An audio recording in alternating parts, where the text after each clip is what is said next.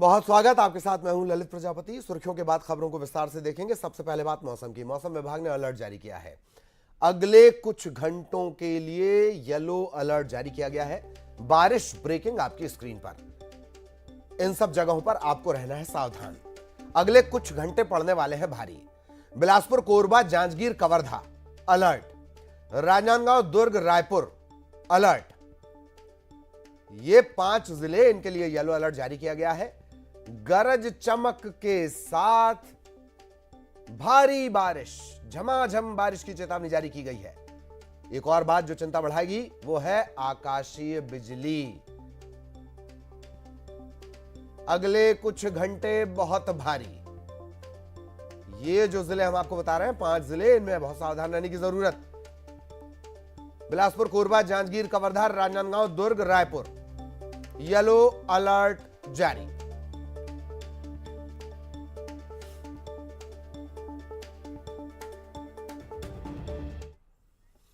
इधर कोंडागांव में कर्मचारियों ने प्रदर्शन किया है। मंत्री के बंगले का घेराव किया है। बारिश के बीच सफाई कर्मचारियों ने घेराव किया। लगातार इनका प्रदर्शन चल रहा है। मानदेय बढ़ाने की मांग को लेकर यह प्रदर्शन है। 15 दिनों से दरअसल सफाई कर्मचारी आंदोलन पर है। आज मंत्री के बंगले का घेराव करने पहुंचे।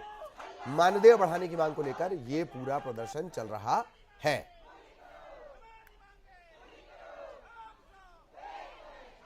हमारा केवल एक सूत्रीय मांग है, कलेक्टर दर। और हमने ग्राम सभा से ग्राम सभा प्रस्ताव भी बनाया है, जिसमें ग्राम सभा प्रस्ताव में ये लिखा गया है कि इनको 2790 रुपये में परिवार चलाने में तकलीफ होता है, इसलिए इन्हें पूर्णकालीन कलेक्टर दर दिया जाए। कि हमें केवल एक सूत्री मांग है, हमारा केवल कलेक्टर दर। हमको कलेक्टर दर एक सूत्री मांग दे। हम सरकार से ही निवेदन करते हैं। हम हर स्कूल में 8 घंटा ड्यूटी करने के लिए हम तैयार। अंबिकापुर से बड़ी खबर। महिला आरक्षण बिल को लेकर सियासत जारी है, घनघोर सियासत जारी है। महिला आरक्षण बिल को लेकर आबकारी मंत्री कवासी लखमा ने कहा, महिला आरक्षण बिल बहुत पुराना था। सोनिया गांधी के प्रधानमंत्री को पत्र लिखने के बाद असर पड़ा। महिला आरक्षण बिल से कांग्रेस को ही फायदा होगा।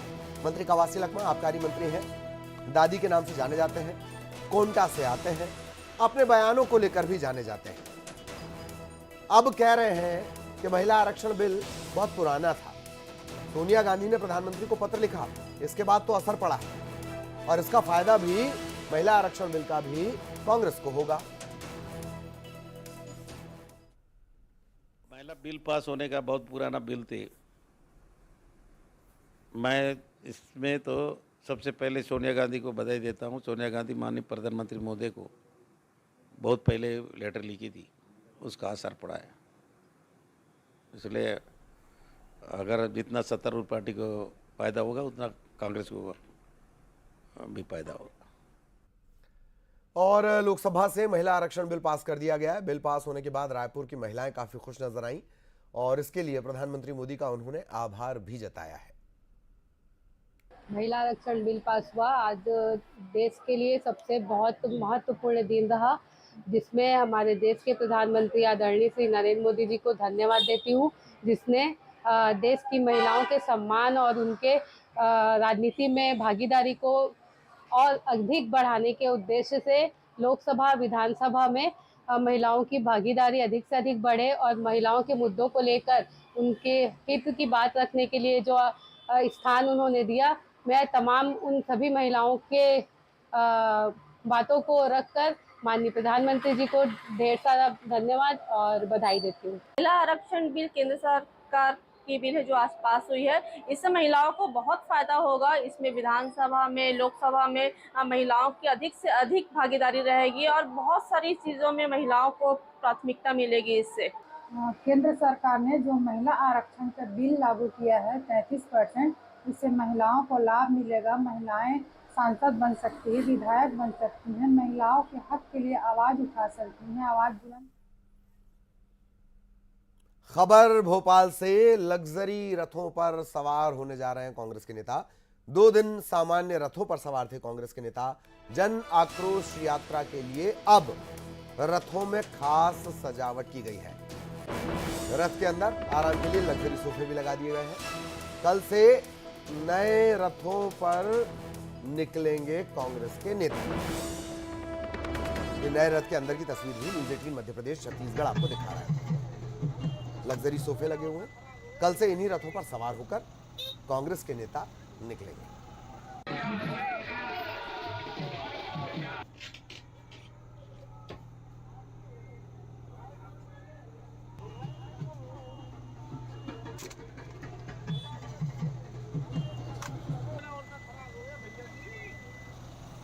तो ये वो रथ है, जन आक्रोश यात्रा कांग्रेस निकाल रही है।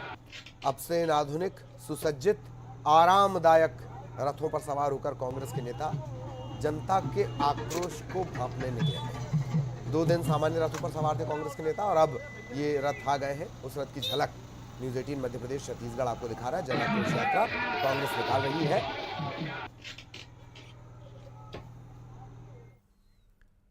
इधर असम के मुख्यमंत्री हेमंत बिस्व शर्मा ने सीएम भूपेश बघेल को चुनौती दी। खुद को हिंदू साबित करने की चुनौती। इस पर सियासी घमासान छिड़ा हुआ है। देखिए।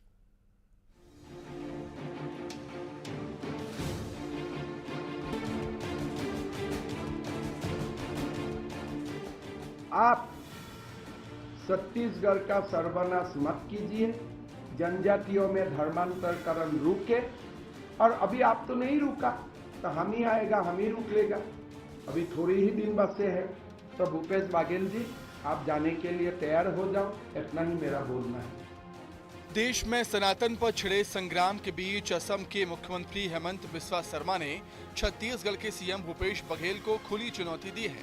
चुनौती खुद को हिंदू साबित करने की। बीजेपी की परिवर्तन यात्रा में शामिल होने आए हेमंत बिस्वा शर्मा ने सनातन का विरोध करने वालों पर जोरदार प्रहार किया। इंडी गठबंधन पर हमला बोला और इस दौरान उन्होंने सीएम भूपेश बघेल को चुनौती भी दी। कहा, अगर वे चुनावी हिंदू नहीं हैं तो सोनिया गांधी और राहुल गांधी को एक बार रामलला के सामने लेकर जाएं। आप जब हिंदू को एड्स बोला जाता है, मलेरिया बोला जाता है, डेंगू बोला जाता है, आप उसका ऊपर टिप्पणी नहीं करते हो। आज जब पाकिस्तान मुर्दाबाद बोलने का कारण बेटियों का हत्या होता है, तब उसका खिलाफ आज आवाज नहीं उठाते हो। जो छत्तीसगढ़ का भोले भाले हमारा जनजातीय लोगों का धर्मांतरण होता है, तब आवाज नहीं उठाते हो। और आप पूरा फॉरेस्ट को ही आप बाबर को देके रखा है छत्तीसगढ़ का। आप छत्तीसगढ़ का सर्वनाश मत कीजिए, जनजातियों में धर्मांतरकरण रुके। और अभी आप तो नहीं रुका तो हम ही आएगा, हम ही रुक लेगा। अभी थोड़ी ही दिन बचे हैं। तो भूपेश बघेल जी, आप जाने के लिए तैयार हो जाओ, इतना ही मेरा बोलना है। इस चुनौती पर सीएम भूपेश बघेल का जवाब आया है। वे राहुल गांधी और सोनिया गांधी को राम मंदिर ले जाएंगे या नहीं, इस पर तो सीएम भूपेश बघेल कुछ नहीं बोले। पीएम मोदी का नाम लेकर उन्होंने हेमंत बिस्वा शर्मा के ही हिंदू होने का सबूत मांग लिया। हेमंत बिस्वा शर्मा जी हिंदू हैं। नरेंद्र मोदी जी हमारे प्रधानमंत्री जी हिंदू हैं। और हिंदू धर्म के आधार पर यदि माता या पिता की मृत्यु हो जाए तो पुत्र है उस बाल देते हैं, सिर मुड़ाते हैं। अब हेमंत बिस्वा शर्मा जी से कहना चाहूँगा, मोदी जी तो सर मुड़ाए नहीं उसकी माँ जी के देहावसान होने के बाद। अब हेमंत बिस्वा शर्मा जी से ये कहूँगा कि वो नरेंद्र मोदी जी के मुंडन करा ले, अभी तक नहीं कराए माता जी के जाने के बाद, तो उसका मुंडन कराएंगे तो मैं हेमंत बिस्वा शर्मा को हिंदू मानूंगा। सीएम भूपेश बघेल के इस बयान पर बीजेपी ने पलटवार किया। बीजेपी प्रवक्ता केदार गुप्ता ने कहा कि असम के सीएम ने कांग्रेस की दुखती रख पर हाथ रख दिया, जिससे सीएम भूपेश बघेल तिल मिला गए और ऐसा बयान दे दिया है।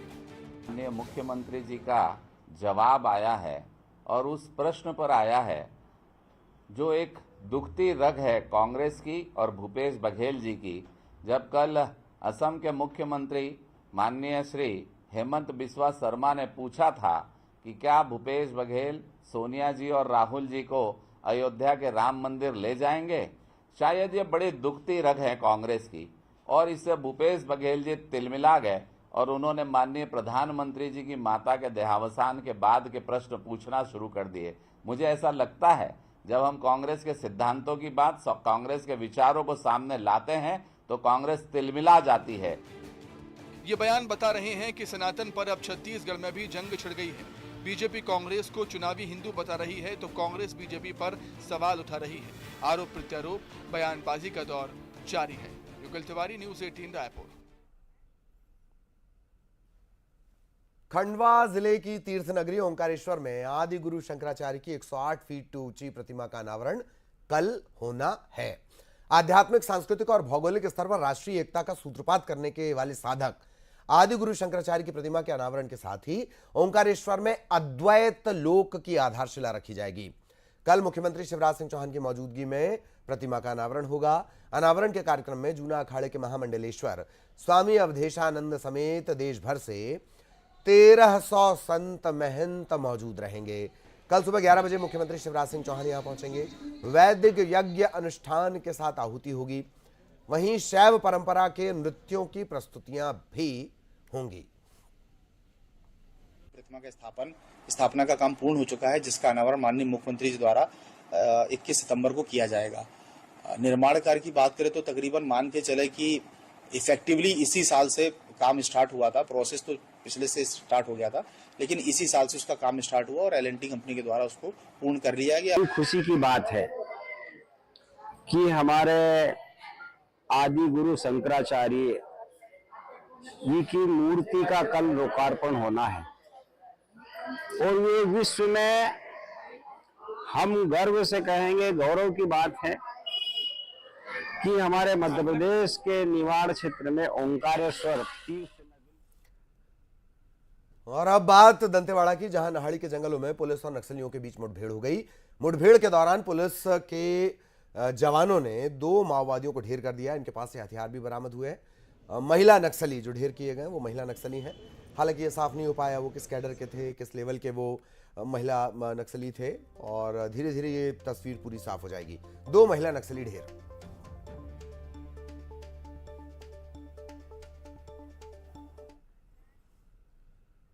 इधर रायपुर में हुआ है रिश्तों का कत्ल। भाई ने की है भाई की हत्या।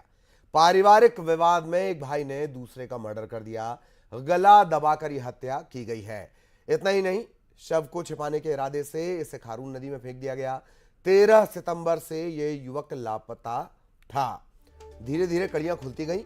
आरोपी भाई को गिरफ्तार कर लिया गया है।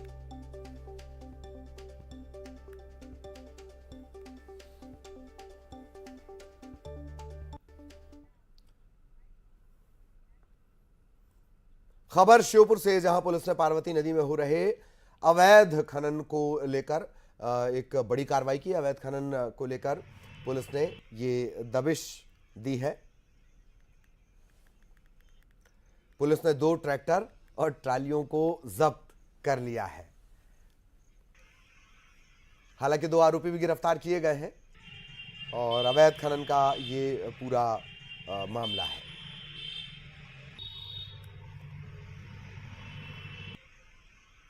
पार्वती नदी में अवैध खनन हो रहा था।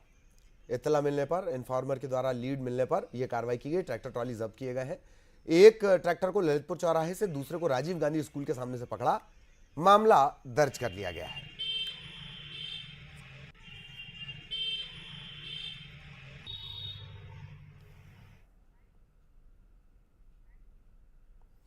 देवास में सोशल मीडिया पर आटे की गुणवत्ता को लेकर एक वीडियो वायरल हुआ था।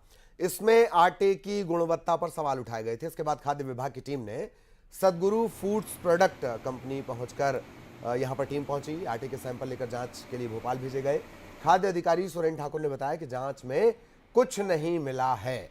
वीडियो पुराना हो सकता है। वहीं सदगुरु फूड्स के मालिक संजय कुमावत का कहना है कि हमारे यहाँ गुणवत्तापूर्ण आटा बनाया जाता है। उन्होंने फर्जी वीडियो वायरल करने वाले व्यक्ति पर कार्रवाई की बात कही है।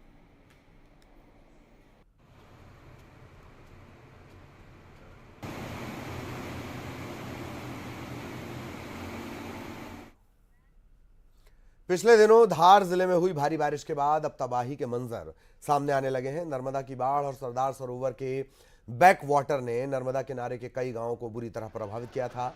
गांव एकल बर्रा में ग्रामीण सुरक्षित स्थानों पर चले गए थे। नर्मदा का पानी कम होने के बाद जब वो वापस आए तो वहां तबाही का मंजर उन्हें दिखा।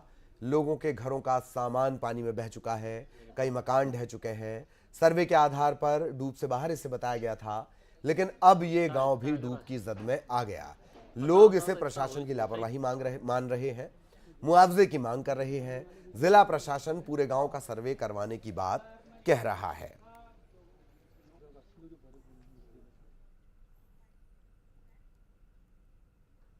इधर बुरहानपुर में ग्रामीणों की अनोखी पहल देखने को मिली। धुलकोट के झिर पंजरिया गांव के लोगों ने गांव के बच्चों के लिए स्कूल बनवाया है। ग्रामीणों ने वन विभाग के सहयोग से चंदा जमा कर स्कूल का निर्माण किया। आदिवासी समुदाय के बच्चों को मुफ्त पढ़ाया जा रहा है। नर्सरी से कक्षा 8 तक की पढ़ाई यहां पर होती है। ग्रामीणों का कहना है कि हम अपने बच्चों को पढ़ा लिखा कर बड़ा आदमी बनाना चाहते हैं।